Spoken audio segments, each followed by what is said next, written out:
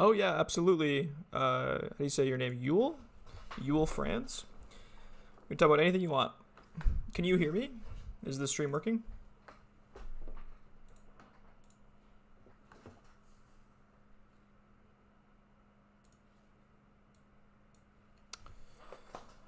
I came to this field. Like a lot of people, I came into my undergraduate degree, and lots of people come in and they want to work on things like string theory, cosmology, astrophysics. Things they think about or things that they show you when you're a teenager. You see lots of popular science media about these things. And then as I was going through my undergraduate degree, I ended up taking thermodynamics and my first introduction to quantum mechanics at the same time. And I loved it. It blew my mind how powerful thermodynamics was, and all the funky stuff that goes on in quantum mechanics was like learning about the double slit experiment, for example, the first time, or like the Stern Gerlach experiment, for example. It really it made me want to work in those things in particular. And then a new professor in the applied math department was hired. I was told that I should go chat with him because of my interests by another professor, and he introduced me to the eigenstate thermalization hypothesis, which is what I talked about today. And like that's all about statistical mechanics and like the foundations of it. So that's the story essentially. And ever since then, I've been obsessed with statistical mechanics. If you can, just everything to do with it is really awesome. It's just such a powerful framework. It's not something coming in as like perhaps you can call them like a naive student coming in. I didn't expect something like statistical mechanics to exist. Yeah, honestly, the thermodynamics course completely skipped over any type of statistical mechanics. So ETH was literally my first like intro to stat mech. So much so that like I don't know, like it sort of flips stat mech on its head. Usually you're introduced to it like from like a classical perspective, and you do all these counting problems in a course and things like this. But before I took a real stat mech course, I had already been doing ETH research for about 2 years, which is kind of strange. It's probably not the correct order you want to learn these things.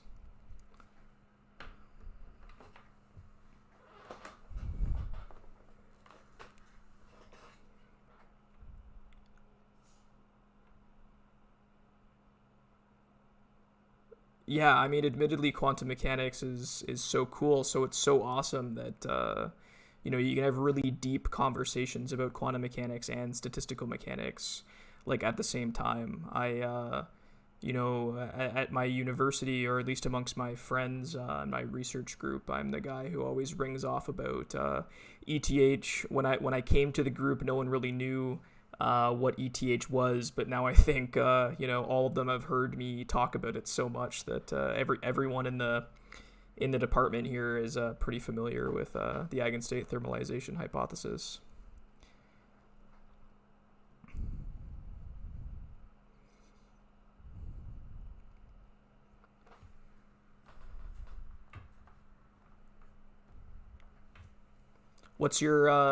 What got you hooked on quantum mechanics and statistical mechanics?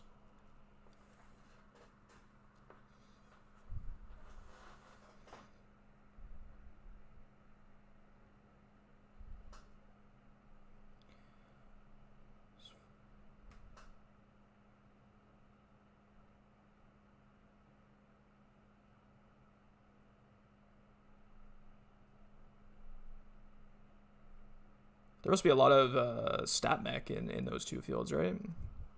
Or no, I guess I'm not really. I'm not super.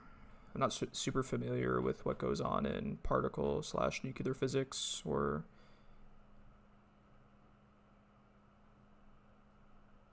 Yeah, that's one of the really cool parts about StatMech, is it links so many things together, and it's like it's not like it's not like any other course. Like it's not like just raw physics, like underlying microscopic laws. It's, you know, it's trying to make something, you know, trying to take lots and lots of those particles interacting with microscopic laws, and then somehow getting something useful and tangible out of them. I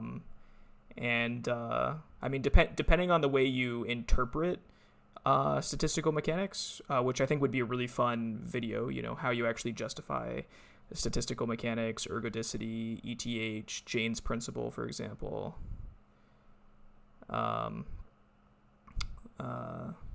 It's not like per se a physical theory. It's a framework to use to apply to physical theories.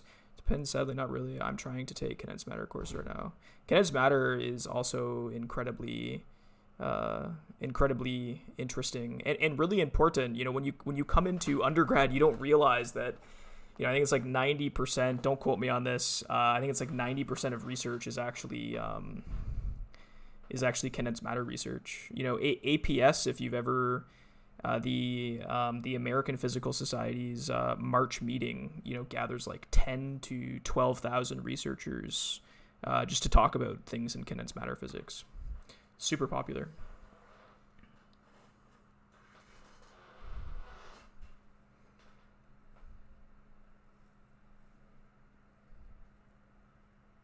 How are you liking the condensed matter physics? Is that what you want to switch into in particular, or do you want to switch into something more purely stat mech?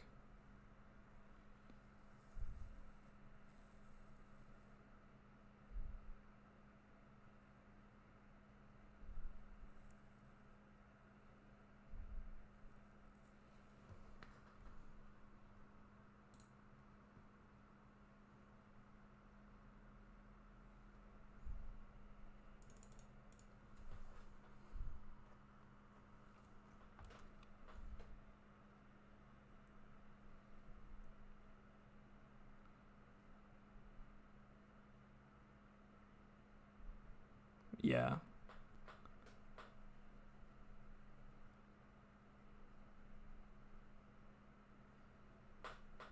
Yeah, I think a lot of people, like especially in the quantum foundations community, would definitely agree with you. And interpretation is like sorely lacking in physics education these days.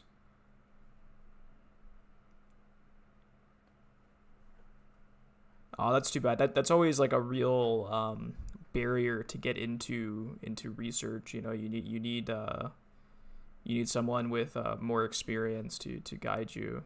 So it kind of sucks that you don't have that many people working on the things that you're interested in. I was actually really lucky when I was looking for a supervisor to expose me to these types of ideas and give me a potential project. Um, that was like at the end of my second year, and they hired this guy who ended up becoming my supervisor to start at the beginning of my third year, and that was when I started looking for a supervisor. So I was like, you know, I was incredibly lucky that that's the way it worked out.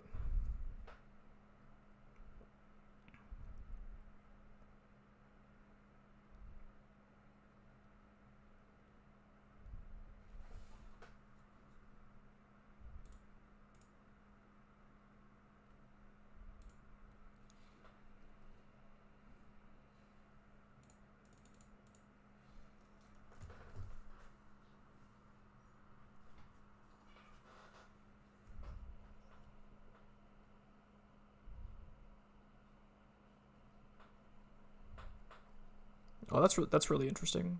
I see lots of papers on this topic, cellular automata. I'm probably pronouncing that wrong. Like that seems to be like a sort of a heating up topic on at least from what I see on Archive.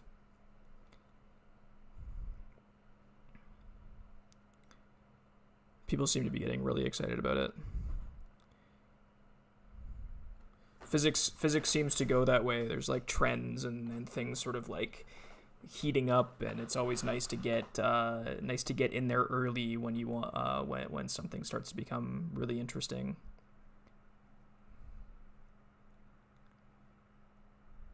That's good. If I could give you, I hope that the, sort of the group culture that professor and student have is nice and supportive. Because that's always like a big key in terms of your long term success. Oh, really? That's actually really fascinating. You can map the quantum systems to them and explore their dynamics. I did not. I did not know that. Admittedly, I don't know anyone personally who works on this, but that actually sounds quite powerful. Simulating quantum systems is like a nightmare. You know, I'm working on code right now, and I'm basically, it's not really important what the model is, but it's like a bunch of spins interacting on a lattice, and it's kind of a special Hamiltonian. It's a Heisenberg-like Hamiltonian with nearest and nearest neighbor interactions, and it's a one-dimensional chain. And if I want to simulate that exactly, which is what I'm doing right now, I can get 24 spins. And with 24 spins, it takes me it's about 10,000 lines of code in C++, and it takes for the things that I'm simulating right now, it's 12 to 18 gigabytes of RAM to do 24 spins. So it gets and that's about as big as I can go. And then you're always interested in understanding, what happens in the thermodynamic limit. And unfortunately, I can go 10, 12, 14, 16, work my way up to 24. And then from there, I need to somehow sort of extrapolate what might happen when I get 100, 1,000, etc. Luckily, quantum systems are, really strongly interacting quantum systems are nicely behaved in the way that, you do see a lot of convergent behavior even by 24. But it's a real challenge. Oh, neural networks are also becoming a pretty big hot topic. I went to a conference maybe 2 or 3 years ago when it was just starting to sort of heat up to see if that would be a fit for my research. And at the time, it didn't seem like what they were talking about was they didn't have the right tools to answer the problems that I wanted to investigate. But the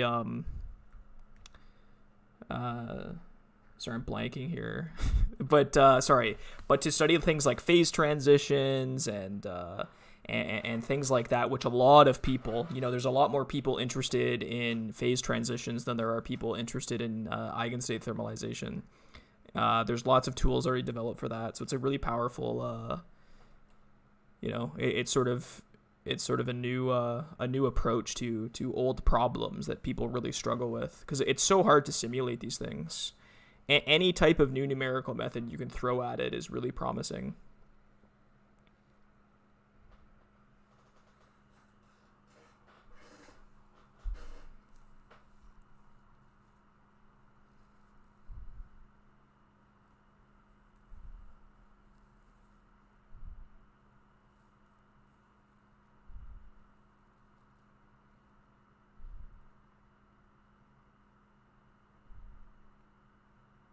So when will you start your PhD?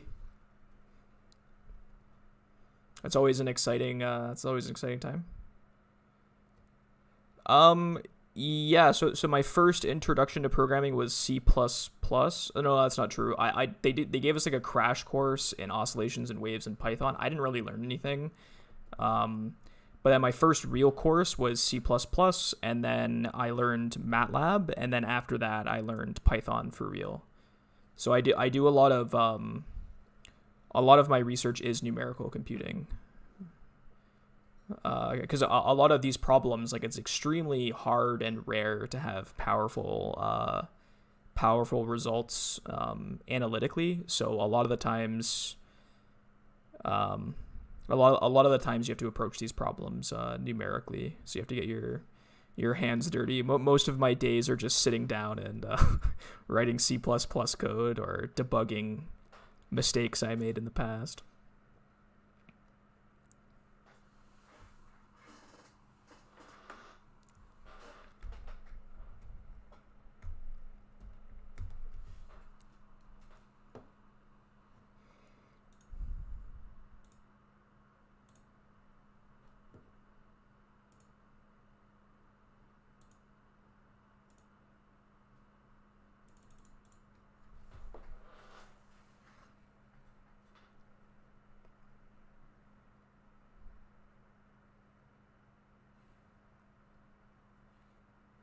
Starting your PhD, that's that's really cool. For us here, the master's degree, you end up taking a lot more courses, so you don't get a lot of time to actually do research. The PhD time is when you actually get time to really dig in.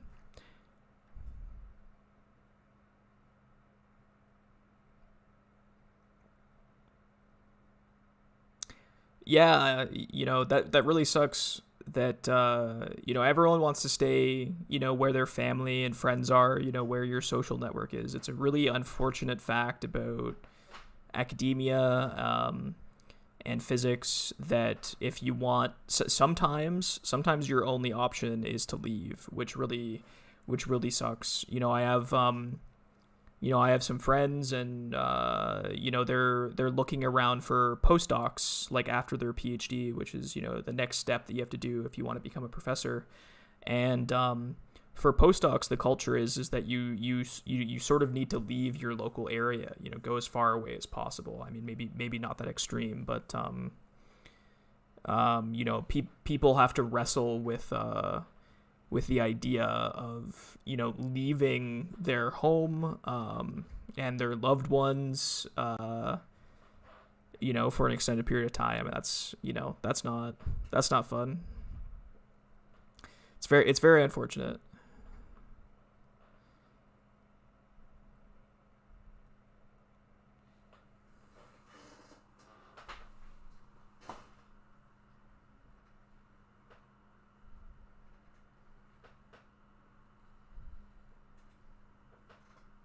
Did you watch the video today, or I guess I'd be interested in hearing your opinion on the channel so far. I know the video quality has been going up. I finally invested in some good editing software, so I'd definitely be interested in hearing your opinion on how it's going, or any requests you might have for videos that I might be able to do.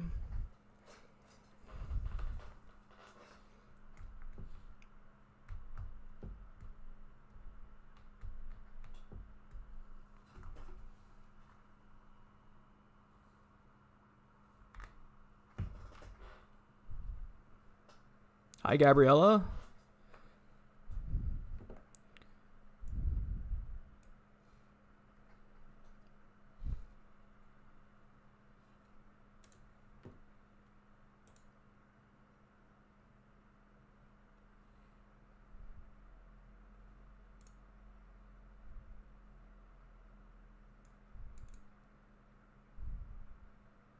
Yeah, that's that's definitely that's definitely that's definitely fair. I felt bad. At some point while I was shooting the video, I realized how long it was going to be. So I apologize if I skipped any steps, or I should have, stuck on certain points more. I like to have the videos around like 10, 15 minutes, and this one ended up being like 23 minutes. So hopefully at another watch through, you'll get it. But I'm definitely gonna have some follow-up videos about ETH to expand on all these things. How is it like making videos? It's a little nerve-wracking. A lot like writing a paper.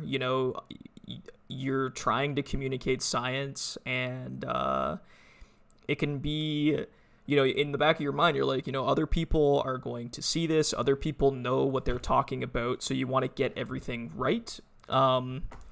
So that's an initial concern. Another concern is like, I want this to be accessible for people that don't know the things that I know. So you have to sit there and think really hard about what you're going to say. Um, so yeah, it's also been like a process of learning how to like edit everything. I've had like a lot of my videos. I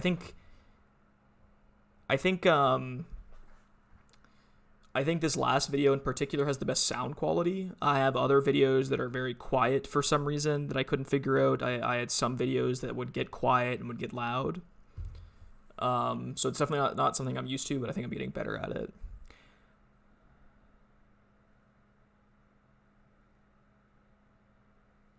Yeah, that's really true. High level topics, high level concepts are, can be difficult. The negative temperature thing, attracted a lot of attention. The ETH one is getting a lot of conversation, but a lot of the conversation is like further expanding on the ideas because they're sort of difficult. It'd be nice to have the channel at a point where I don't know, somehow it was like self-contained enough to have these conversations because they're so fascinating, right? And I think that I think a lot of undergraduate educations don't emphasize how interesting eigenstate. Oh, sorry, not eigenstate, but how interesting statistical mechanics is. Yeah, yeah, yeah. I guess I don't have any illusions about how big this audience can be. It would be really interesting to sort of gain enough people that would be interested in these things, or convince a bunch of people who otherwise wouldn't be interested in these types of topics. But approaching the topics on a more technical level and not doing lots of animations and lots of figures, um, like that's obviously not going to attract as many people. Are you writing your thesis right now? Is that what's going on? That's like I hear lots of people have different experiences. I had a bunch of publications, so mine wasn't very stressful. But other people like wrote like the amazingly long long theses. There were like complete reviews of topics, and would be great resources for the next person coming in to read for sure. But I certainly didn't have to go through that sort of stressful experience.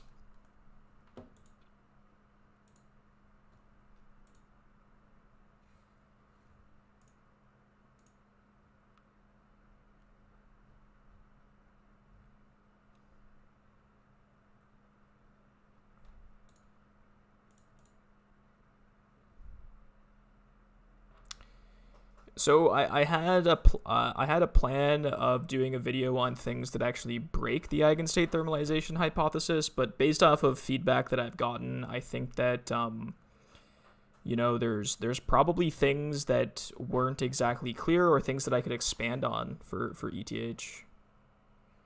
Um, and it's received enough of a response, and I've gotten a few extra subs, so I assume people are at least moderately interested in this. Entanglement seems to be a crowd pleaser. So perhaps the cluster expansion. Um, what are you talking about from the paper in the video? The cluster expansion.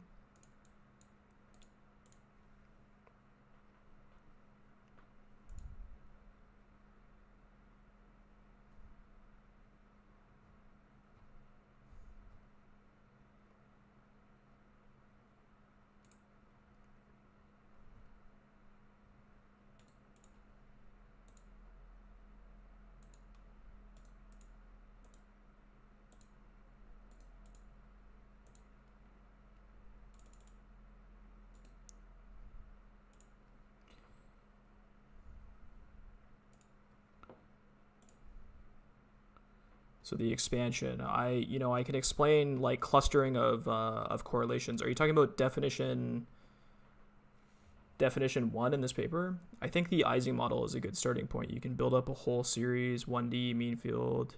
Yeah, that's a really good that's a really interesting idea. Certainly the one-dimensional transverse field Ising model is also really interesting. The Ising model is amazing to study for phase transitions and stuff. So once I transition to those topics, I'll definitely work with the Ising model for sure. Okay, so perhaps we can take a look at the clustering property of correlations.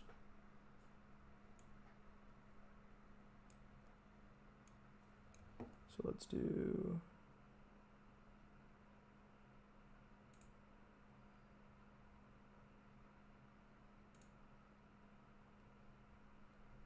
How do I do this? Maybe I'll just write it. What do you guys see right now? I lost my dashboard.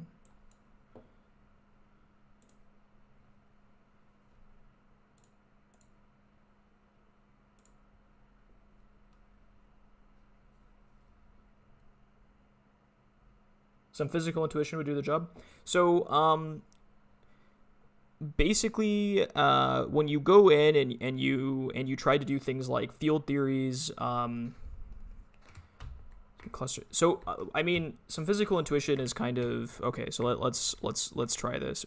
Basically, the clustering property of correlations is like, as you know, like when you let me bring up the pin. I'm a little scattered here.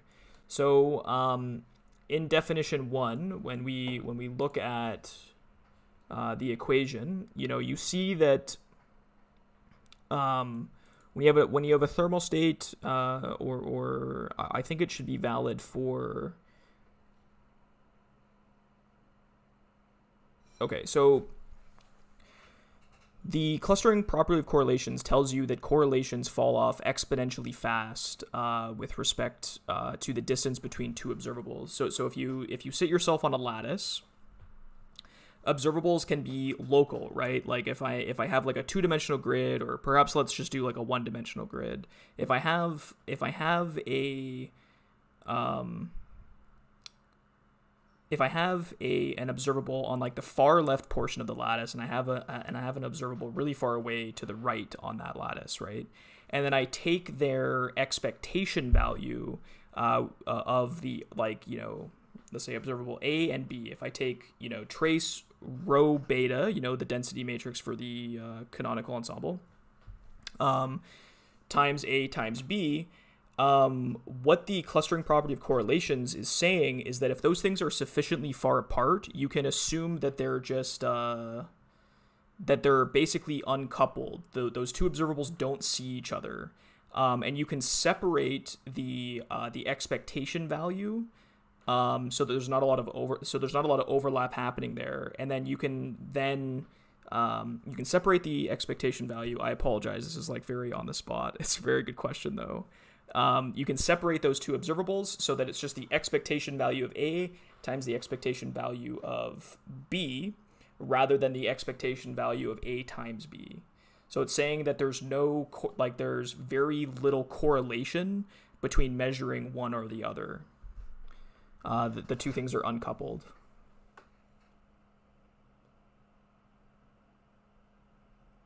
Oh, does it? I don't know why it does that. I'll have to figure out why my camera zooms in and out. Did that make sense? Should I re-summarize what I said about the clustering property of correlations? It took me a while to like gather my thoughts and then say it.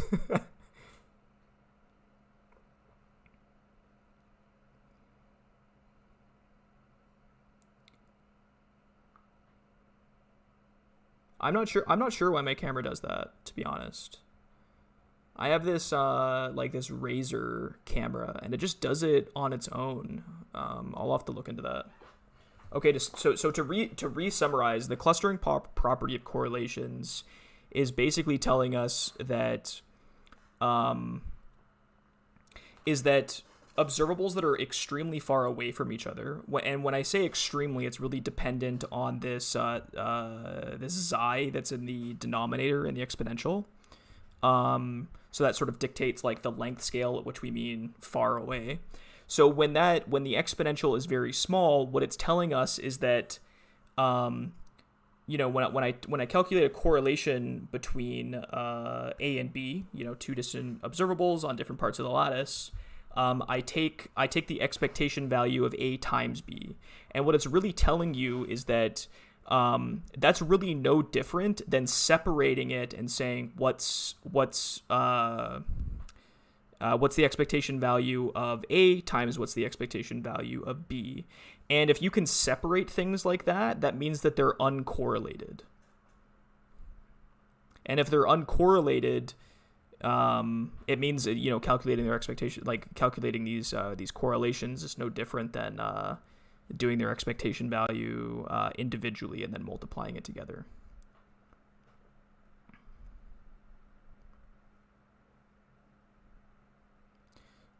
And in particular, it's basically, if you consider this as like a classical problem, what you see there in definition 1, like if everything was diagonal in the basis, right? Like not they're not really quantum. Like A and B are diagonal in the energy eigenbasis. What you're looking at there is a covariance, the covariance between A and B.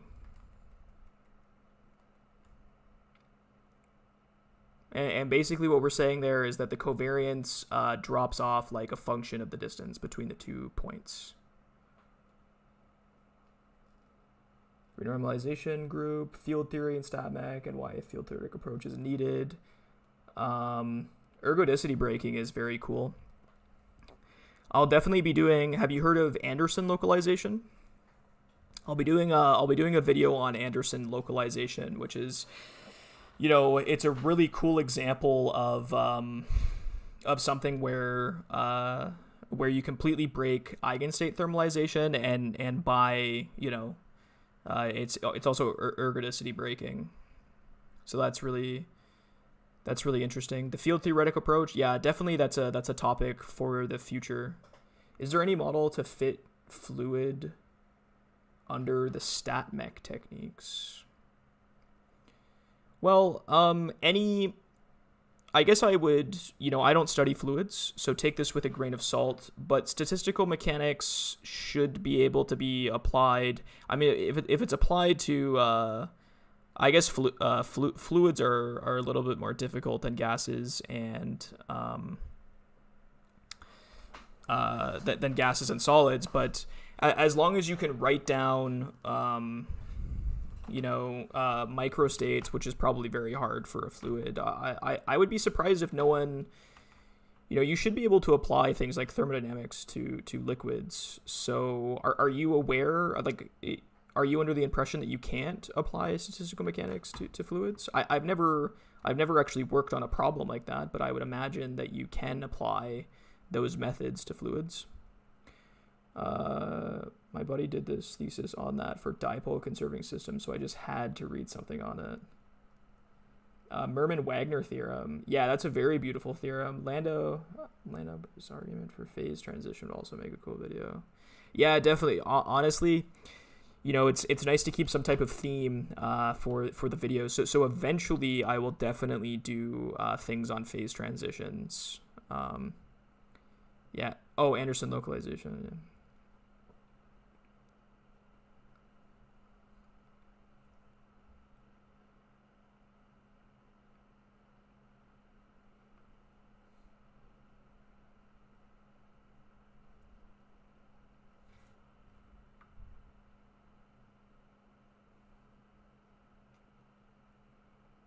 Anderson localization is crazy. It's like if you apply a random potential to a lattice of electrons hopping on that lattice, you basically freeze them in their place.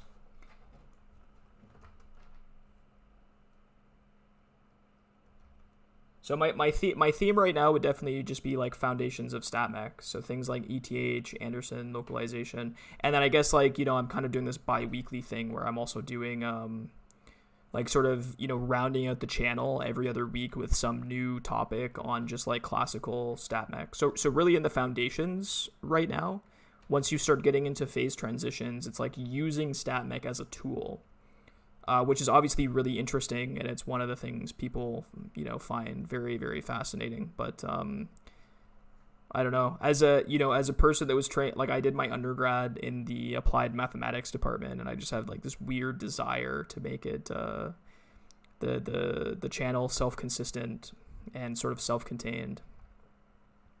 So I wanna get all of this out of my system, and then we'll go on to things like phase transitions, things like condensed matter physics afterwards. I came across recently, but correlations are pretty hard to integrate. I could grasp the physicality of the system. Yeah, liquids, like the Navier-Stokes equation, like liquids are incredibly hard to deal with. I guess, perhaps perhaps we should say like anything that's actually interesting today that hasn't been solved yet is really hard to study, and liquids are definitely one of these things that are, exactly. It's probably it's good to wrap your head around things physically, and liquids are very intuitive for a lot of people. I mean, we're surrounded by them, I guess, but actually working with them analytically or doing any work like that's very difficult. Is that what you're doing research on? You study liquids?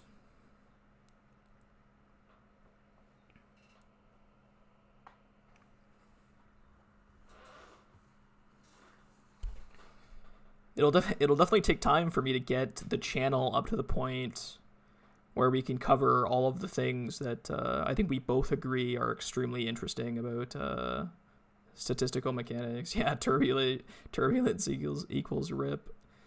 Yeah. There's so many fascinating things.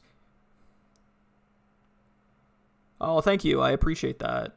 I appreciate that. I definitely saw a gap in the sphere of people actually talking about these things. People tend to shy away from talking about statistical mechanics in a more serious way.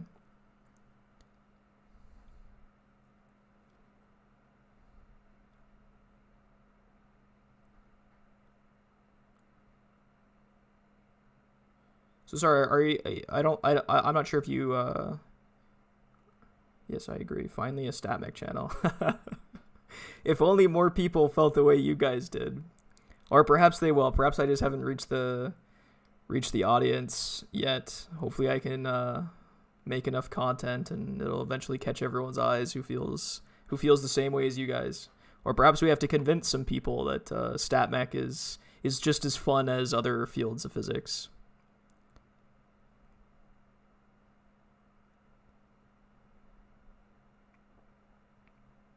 Liquids would be an interesting topic as well. There's just so much out there, guys. It's definitely so it's so exciting, I love it.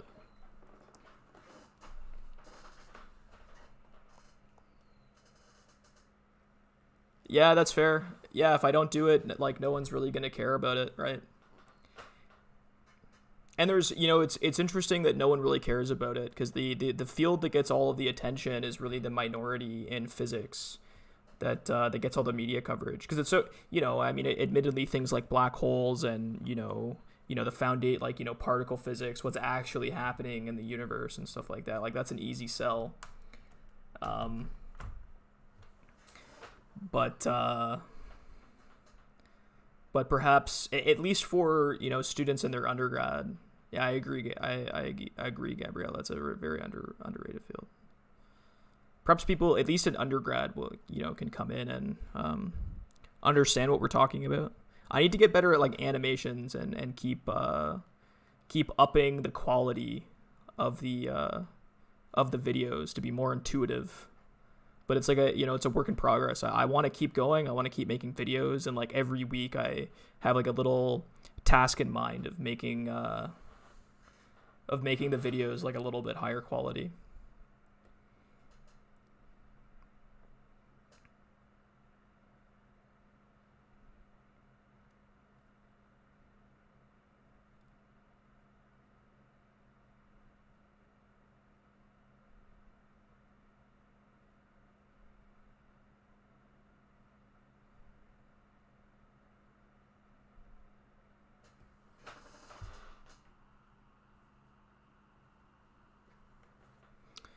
Yeah, it seems people want to see things that are like counterintuitive, or at least that's what it seems like to me. But solid state physics is pretty big too. I don't think astro and particle would hold that much in the future in regard. Yeah, solid state physics is gigantic. The department that I'm in is like really, really big on solid state physics. So that when I study stat mech more generally, I usually draw my intuition from solid state models, which is why you always see these. Like every time I do an example, it's like spins or something like this. Because admittedly, that's what if I'm going to explore like some concept in research, it's usually it's usually by looking at spin models in regards to the content of things. Yeah, I think Gabriella, things like at least this is what I think. I guess I'd definitely be interested. As much feedback as you guys could possibly give me, I'll take it all to heart. Things that are really counterintuitive seem to get a lot of support. Like the negative temperature thing seemed to grab a lot of attention. ETH is really weird because it's like somehow entanglement plays a central role. Anderson localization might be fun. I'm not sure. It's incredibly difficult to explain to my non-physics fans what something is, why you should care. Yeah, exactly. It's very difficult to explain to people. Like when I first started, it was a lot of like, when I talk to people that don't know, I try to bring up things like, what is temperature? Why is temperature such an interesting thing for you to take a look at every day? Like, do you ever wonder why such a simple number tells you so much about how your day is going to be? And that's kind of interesting, but then it's hard to go past that because then it's like, well, I mean, temperature is of course physical, but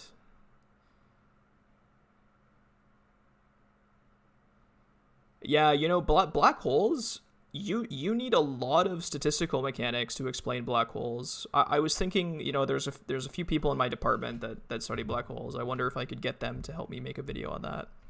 I heard you can map a d-dimensional quantum system to a d+1 classical system. Can you give comments about that?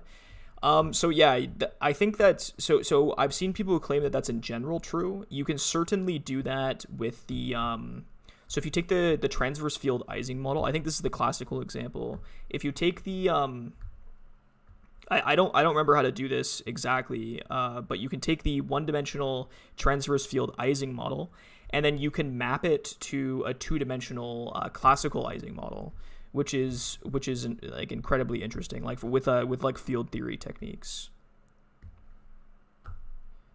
Yeah, exactly. You have microstates, well, things you can't relate to anything.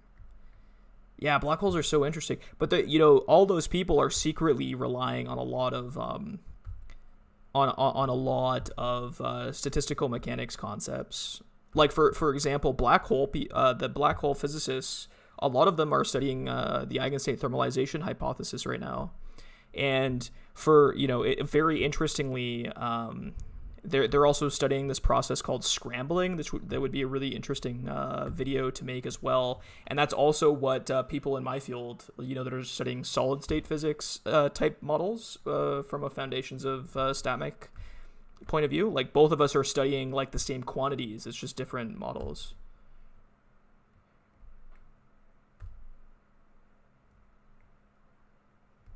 Yeah, relating it to the way most people could imagine that's so.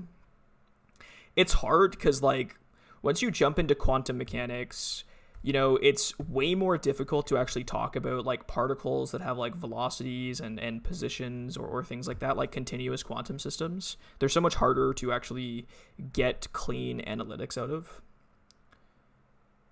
So scrambling is really interesting. So let's say I prepare two systems, like identical Hamiltonians. They have the same type of energy, like interactions, etc. So it's these exact same Hamiltonians, and I want to track the like the same observable in time between the two of them, right? And let's say I prepare these systems and they have identical energy. The only difference is that they have different initial conditions for the observable. Like the psi is slightly, that the state of the system is different in such a way that they disagree on the initial conditions for a single observable, let's say. But I mean, that would mean that they have to disagree on a lot of observables, but let's just say the observable that we're interested in tracking, they disagree at t is equal to 0.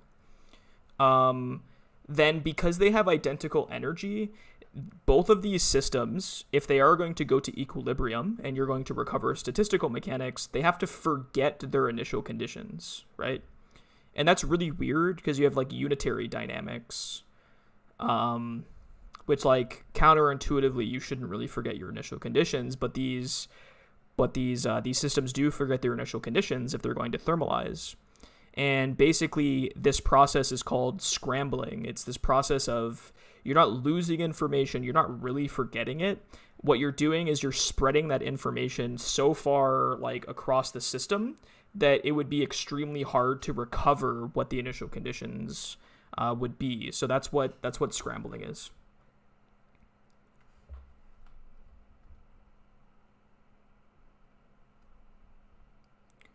And that's been a very hot topic recently. Black holes, for example, are maximal scramblers.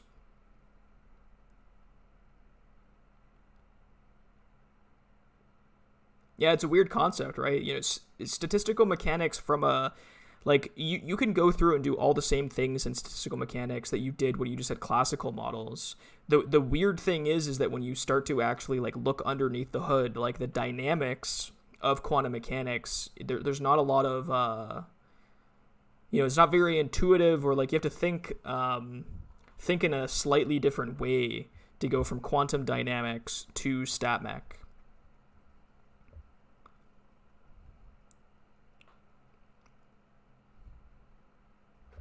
I've realized I'm slouching over, guys. I apologize for that.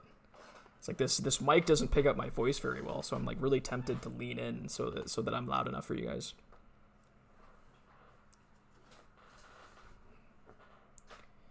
What do you guys think about this idea of, you know, when I post a bigger idea sort of video, like ETH or perhaps Anderson localization in the future or something to follow up the ETH video, what do you guys think about this live stream idea afterwards so you could potentially ask questions? No, it's this, perhaps I can show you guys this mic here. It gives me a much higher quality than the mic in my headphones, but for some reason it's quiet.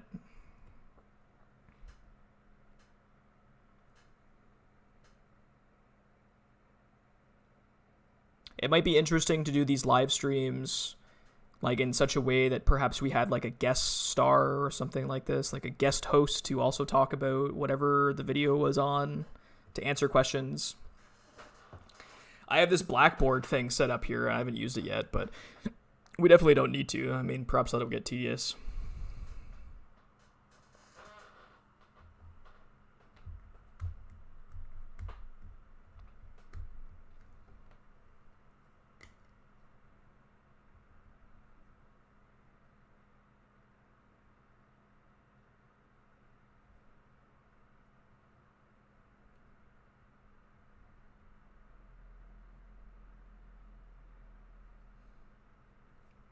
Yeah, yeah.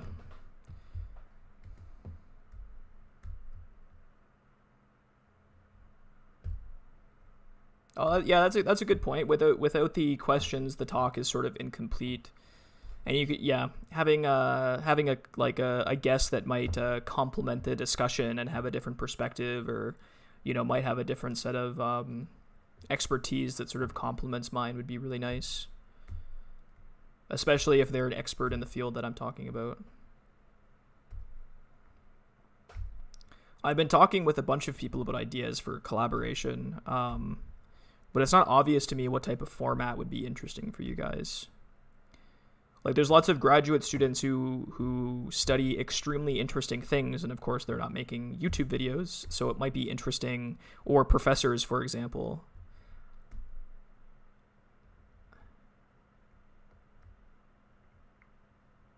Oh, well, thank you. I was hoping, yeah, I was hoping it would come off that that people would like the insight.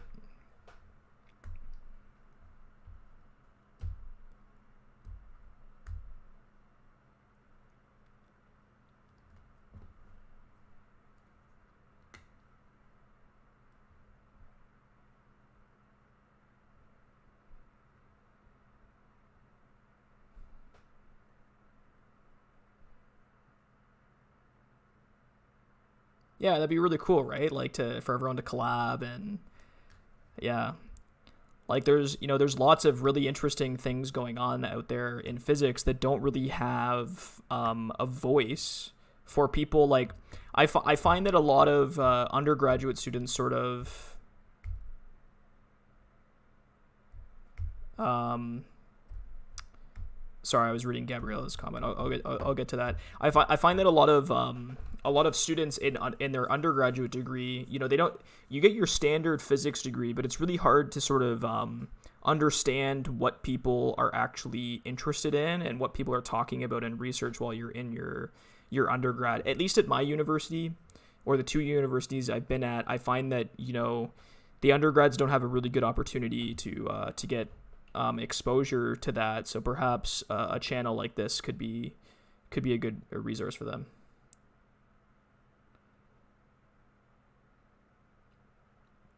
You could read every question comment in your videos that has an interesting answer. Yeah, that's actually a really good idea.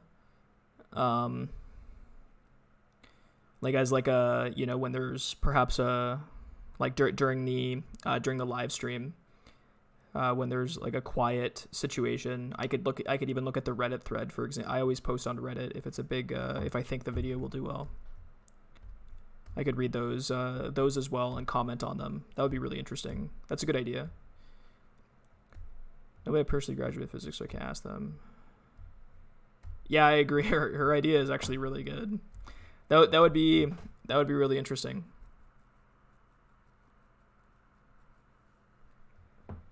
There was a lot of good discussion for this video. I really enjoyed it.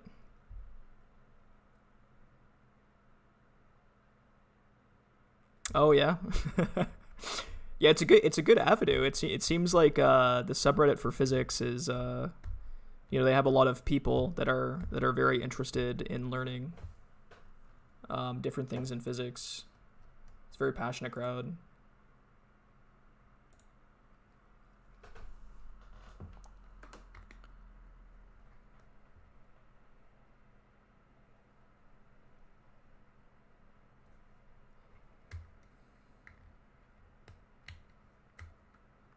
I guess talking to you guys has been really nice. I'll definitely do this again for the next big one.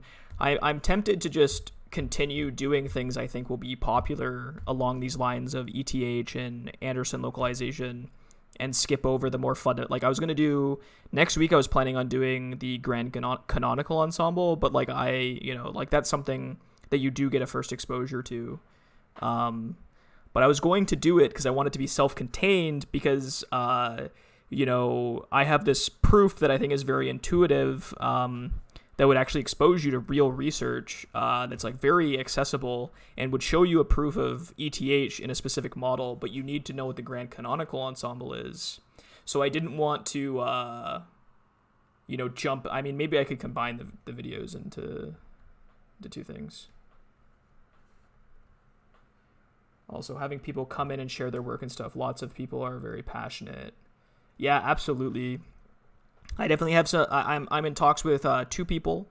One would be a researcher, and he's really interested in understanding the difference between classical and quantum correlations, and that's a really fascinating topic. I think people would be really interested in that.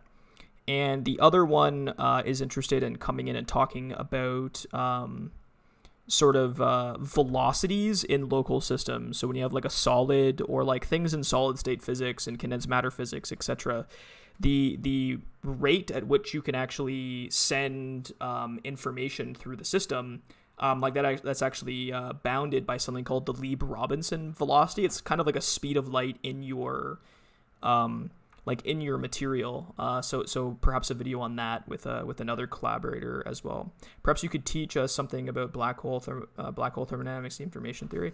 Yeah, absolutely. That'd be really interesting. I think information theory, we definitely need like a quick sort of review of what like how to quantify entanglement and things like that, and like how all that sort of comes together. And then I definitely, for black hole thermodynamics, I definitely want a collaborator to come in, but I actually have someone in mind for that. So perhaps we could do some black hole physics at some point.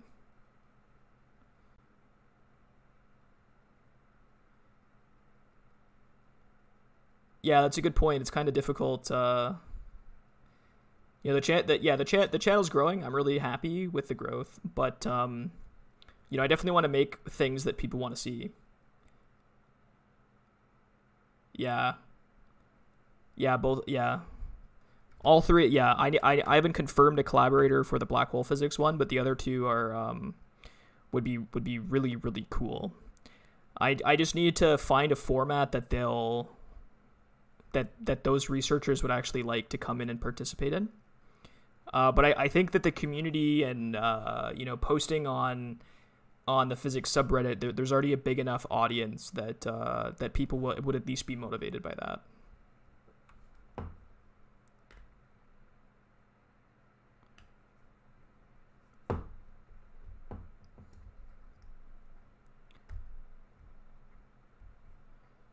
Yeah, exactly. And it's tempting to want to make the channel. I'm responding to Gabriella here, to make the channel in such a way that someone could come in and perhaps they have a good background in quantum mechanics, or they have a decent math background or something, and I would want the channel to be in such a way that they could boot up the channel and they could basically catch up to a point where they could appreciate ETH. But I'm just not sure that that's, like, if I'm doing one video a week, I'm not sure, like, that's going to take me a long time to build up that library.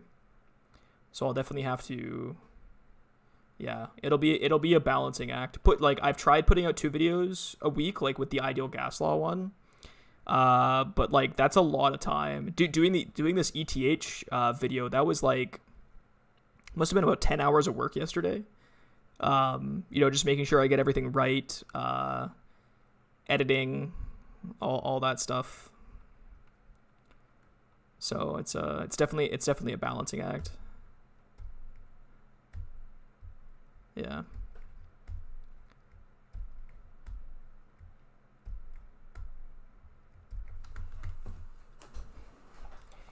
What about so here's an interesting thing. What about things like the process of writing a scientific paper when you're in graduate school, or like getting into, like, tips on getting into fields and things like this?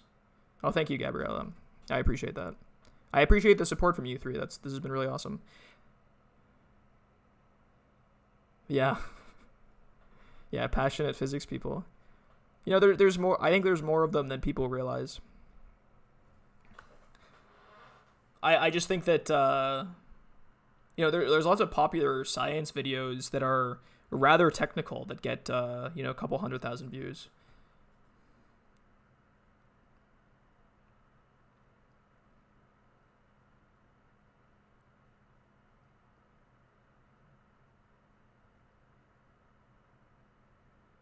Yeah, those are really relatable. Might be interesting. Yeah, do that. I think a lot of people struggle.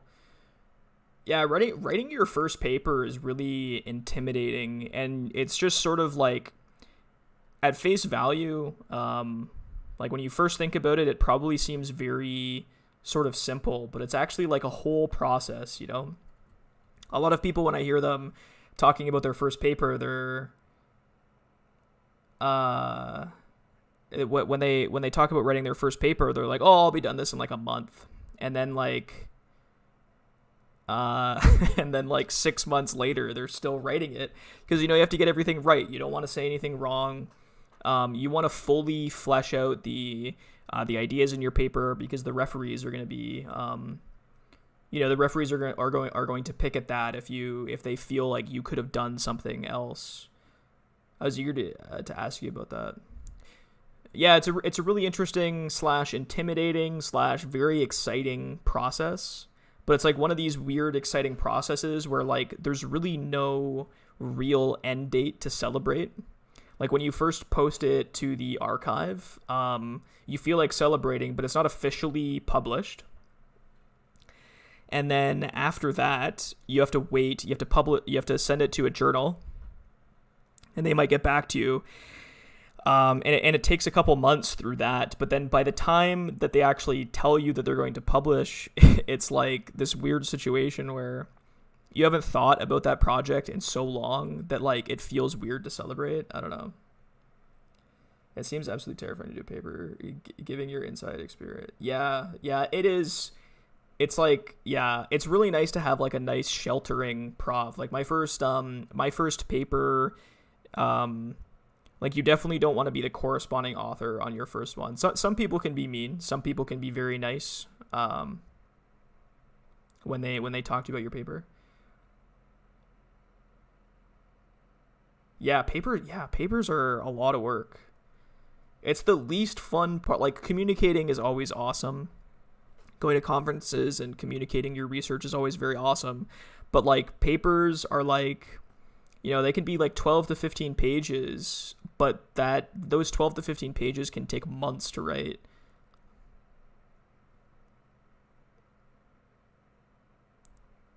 Because you have to be so precise, right? Like it's a scientific document. Everything needs to be clear enough so the next person can understand what you're talking about.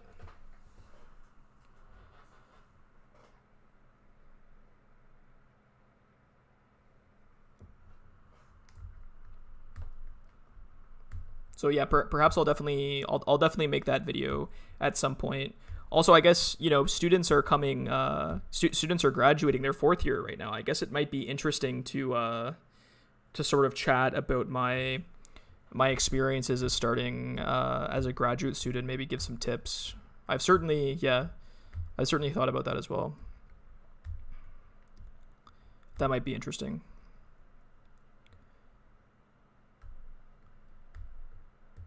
Yeah, that's ridiculous. Like, yeah, some people do pump them out. Like some in some fields, you can like you can get your code up and running, and then you just have results coming in and in and in. Or some experiments are like that as well. And like that's obviously fine. There's nothing wrong with that. It's very impressive.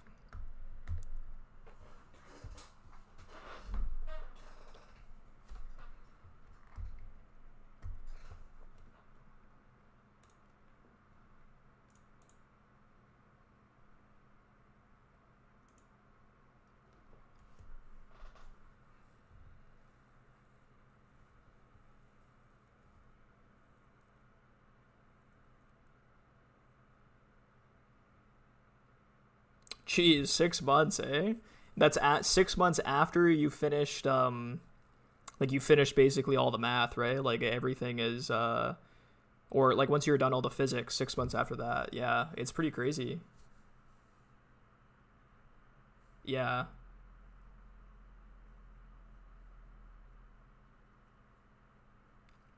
Yeah, that's true. That's true, Gabriella. There definitely is like a publish or perish mentality in the field, though. You feel a lot of like internal pressure to publish. So like you almost get this like this weight that once you're done a project, you're like, I just want to get this out, but then you have to like pull back and say, no, this needs to be presented in a really good way. And you look at these people that are cranking out those results. And you wonder how, I guess. It's very impressive.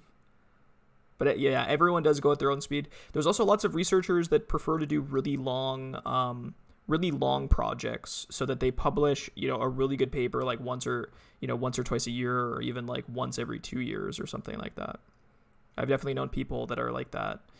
But that can be I can definitely feel riskier. It would be nice if the environment of physics was more like that, where you don't have to feel that stress about publishing as much. Of course, you want researchers to publish, but certainly the environment, or at least it's probably it's probably partially self-imposed, but you certainly have internal pressure and perhaps external pressure to publish.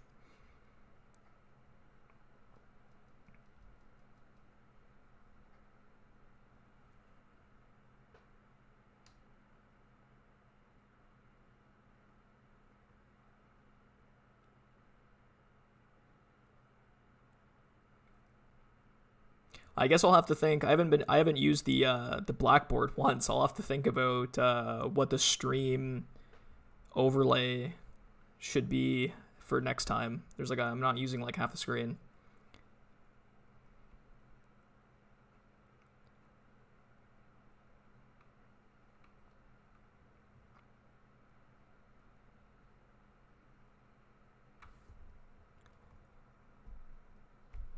Yeah, I really appreciate everyone's feedback. This will definitely inform, how I go about the next few weeks on the channel and what I do in the future. I appreciate everyone's support.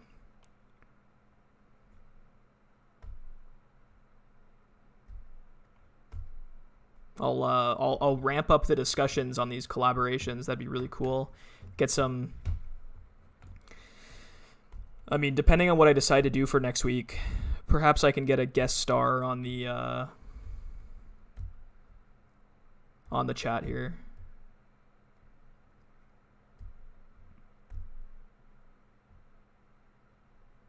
Yeah, I appreciate that.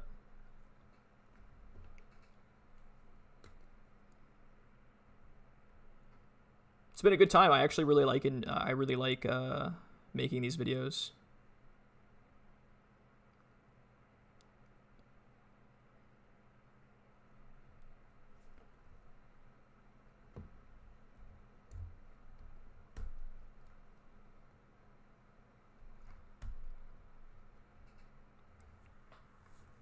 How long should I'm enjoying talking to you guys. How long should this session be? Initially I was thinking an hour, but the conversation was still going on pretty. Okay, well, it was great. It's 2 a.m. there. Definitely get some rest. Rest is important. Have a good night for sure. I look forward to chatting another time or seeing you comment in the comment section or something like this.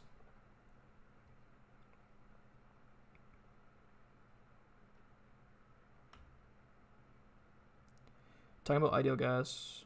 Thanks for the live stream. Yeah, absolutely.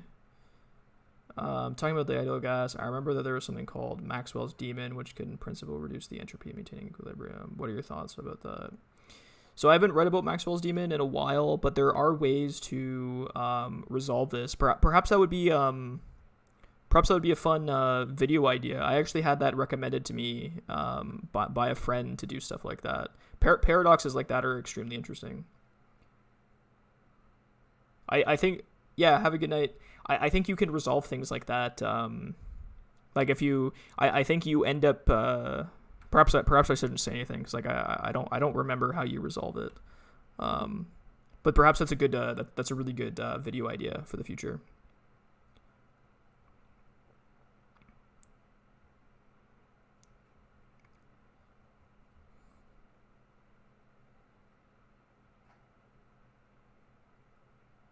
Yeah, people like all these, Maxwell's Demon and other examples like it are always really cool.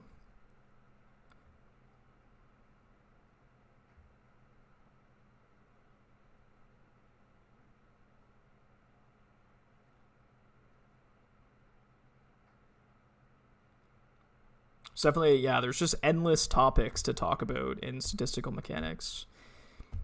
I'll go back and forth in my mind, what if I run out of things to talk about? But then, if you just open up a book on statistical mechanics, any textbook, it's just amazing. Oh yeah, the spin chain length of 22. Yeah, this was done computationally, exactly. So this is a really interesting fact about I mean, perhaps you already know this, but like things like if for every spin that I have, it has two states, right? I don't like there's like a delay, so I can't really see what I'm doing. I don't know if you guys can see, so I'm not gonna do any hand gestures. Um, but so there's two states for every lattice set I have. There's like if it's spin 1/2 particles, there's two states. So then if I have two lattice sites, both sites can have two states. So that's 4 total states. And then, going along, you get 2 to the power, like if I have n, it's like 2 to the power of n, if I have n spins, it's 2 to the power of n states. And it turns out that if you try to store that much information directly on your computer, and you try to compute these things exactly, you can really only go out to like maybe 16. 16 is probably pushing it. So then you have to apply like really interesting techniques. Like the model I had, it was, for example, translationally invariant, which means that if you look at the lattice, each lattice point is equivalent in space to all of the other ones. So you can use translation invariance and rewrite the Hamiltonian and block diagonalize it. And that gets you up to about 20 spins. And then there's like other symmetries that you can insert, and that eventually, my code can do 24 now. But getting lots of time values for 24, like it takes a while. So I use the data for 22 spins interacting, which is also, it's not a bad feat by any means to get 22 spins. That this data is actually generated for a paper that I'm publishing right now, or that I'm writing. Eventually, I'll be in the process of publishing it. It's almost finished.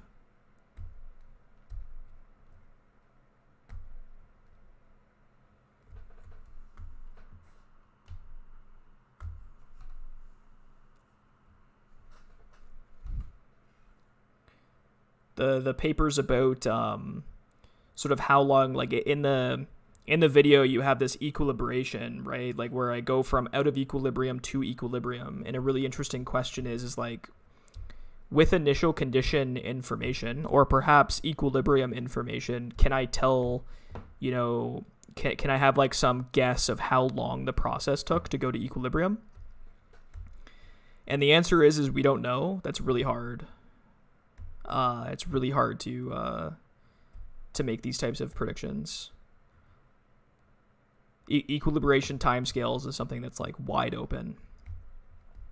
You can prove that things definitely do go to equilibrium based off of very intuitive quantities, like how many energy eigenstates are participating in the dynamics. That is sort of a good way to tell.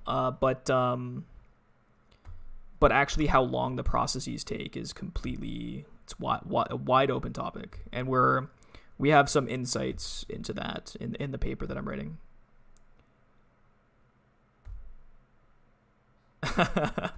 Yeah, definitely. I'm sure, perhaps, all these fancy techniques that I'm learning, perhaps once like a genuine quantum computer comes out, I'll be obsolete as well.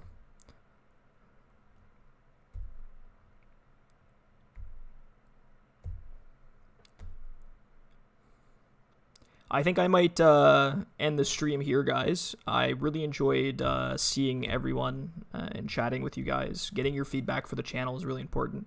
We'll definitely do this again. I'll have to figure out what I'm going to do next week. Maybe I said before, but I think I still haven't fully understood the concept. The coefficients CM stay the same, no? Yeah, the coefficients CM are independent of time. So, yeah, they're definitely independent of time. They just encode your initial conditions. So that's why it's so difficult to match up the ensembles from StatMech and your pure state. It's like, something else has to be going on for those two states to be equivalent.